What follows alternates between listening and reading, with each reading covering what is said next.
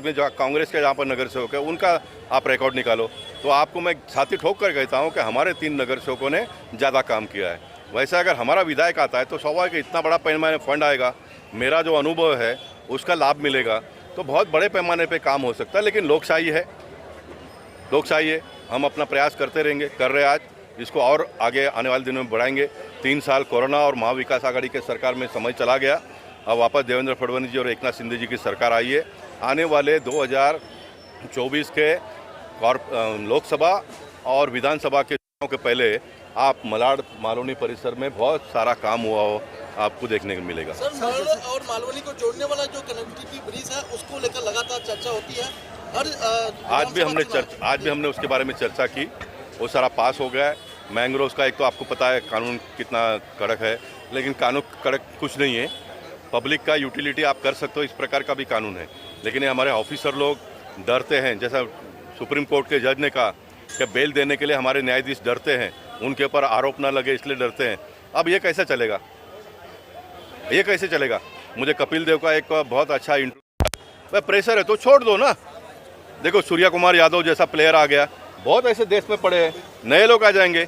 जिनको प्रेशर है उसको छोड़ दो, जो पॉलिटिशियन के ऊपर प्रेशर है वो छोड़ दो, जो न्यायाधीशों के ऊपर प्रेशर है वो छोड़ दो, जो पुलिस वालों के ऊपर प्रेशर है आप छोड़ दो। बहुत मार्केट में माल पड़ा हुआ है, सारे नए लोग आएंगे और लोगों को सुविधा देने का काम करेंगे। बराबर है, छोड़ दो। आपने जो बयान दिया था कौन सा? हाँ, आरटीआई एक्टिविस्ट नाराज है, क्या कहना चाहिए? देखिए, पुलिस का काम है बदमाशों को ठीक करना, तो पुलिस के ऊपर बदमाश लोग नाराज हो जाएंगे। मैं जनप्रतिनिधि हूँ, मुझे लोगों को खुश करने के लिए लोगों ने वोट दिया है। आरटीआई एक्टिविस्ट को खुश करने के लिए मुझे वोट नहीं दिया है।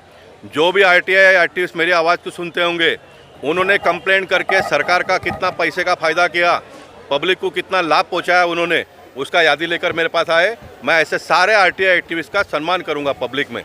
मैं मेरे खर्चे से स्टेज बांधूंगा, पब्लिक को लाऊंगा, ऐसे सारे लोगों का सम्मान करूंगा। लेकिन जो आरटीआई एक्टिविस्ट कंप्लेंट करके लोगों को हैरान करते हैं, पैसा निकालते हैं, परेशान करते हैं, ऐसे लोगों के बारे में जनता के आवाज़ को उठाने का प्रयास कल भी करता था, आज भी करूंगा, कल भी करूंगा। का कहना है कि अगर जैसे पुलिस प्रशासन में बहुत सारे करप्शन है तो क्या उसको भी खत्म कर दिया जाए? करना ही चाहिए। ये जो कायदा बना था ना, ये कायदा इसलिए तो आरटीआई पेपर मांगकर उनके पर कार्रवाई हो। मंत्री बनने के बाद में गड़बड़ करते हैं, घोटाला करते हैं, एमएलए एमपी ये सारे अगर कुछ गड़बड़ करते हैं, इनका फंड जो होता है वो सही इस्तेमाल नहीं होता है, पैसा सब डकार जाते हैं, तो उसके लिए आरटीआई डाल के इन्होंने करना चाहिए और पब्लिक डोमेन में लाना चाहिए। ये तो होता नहीं है। कोई गरीब ने रूम रिपेयरिंग कर दिया उसका कंप्लेंट करते हैं, किसी ने छपरा बदली कर दिया उसका कंप्लेंट करते हैं, परेशान करते हैं, तो मैं इसके खिलाफ में हूँ। मुंबई शहर को स्वच्छ करना, मुंबई शहर को सुंदर करना, 4 नगर सेवक का 8 हो, ये मेरी अपेक्षा है। लेकिन वो तो जनता के हाथ में है ना, मेरी अपेक्षा तो बहुत कुछ है, लेकिन हम प्रयास करेंगे मलाड के लोगों को और उत्तर मुंबई के लोगों को सभी प्रकार की सुविधा मिले, ये भारतीय जनता पार्टी का प्रयास है। और मैं खाली बोलता नहीं, तो मैं करके दिखाया मैंने, और लोगों का विश्वास भी है मुझ पर, हम करके दिखाएंगे।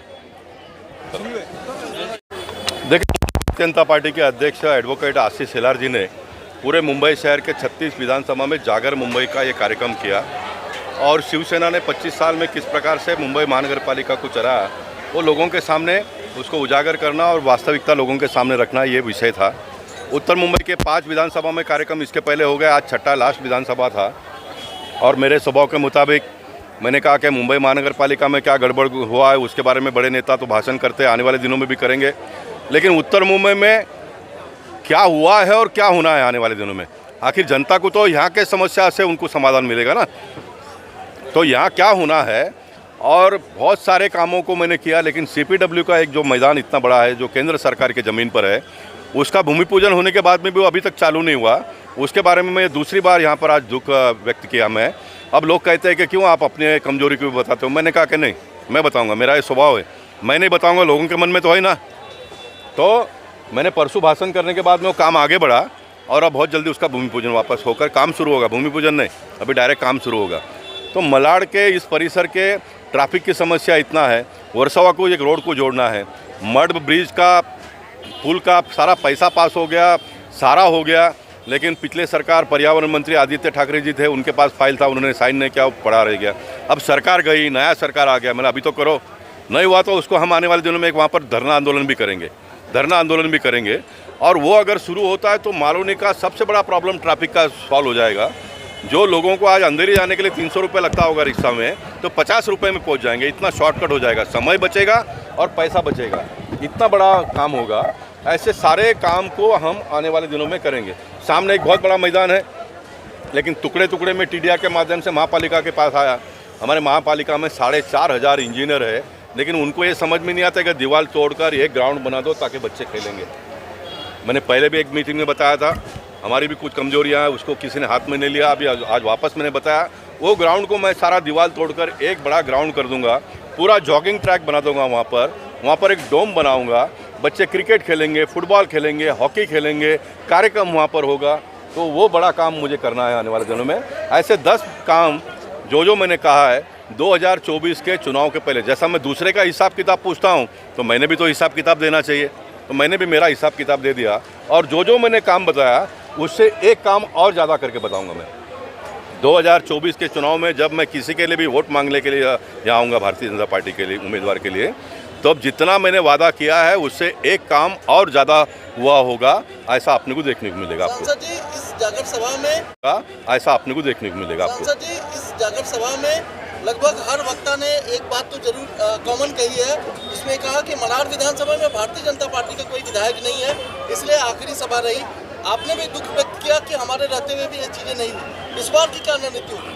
नहीं, मैंने कहा है कि 2014 के बाद में बहुत काम हमने किया, लेकिन मेरा एक मर्यादा है, मेरा नॉलेज है, मेरा अधिकारियों के ऊपर पकड़ है, इसलिए महापालिका से बहुत मैंने काम करवा लिया। लेकिन मुझे फंड तो 5 करोड़ रुपए मिलता है और विधायकों को 10-15 करोड़ रुपया मिलता है साल का। एक विधायक का एक छोटा होता है, वैसा मेरा 6 विधान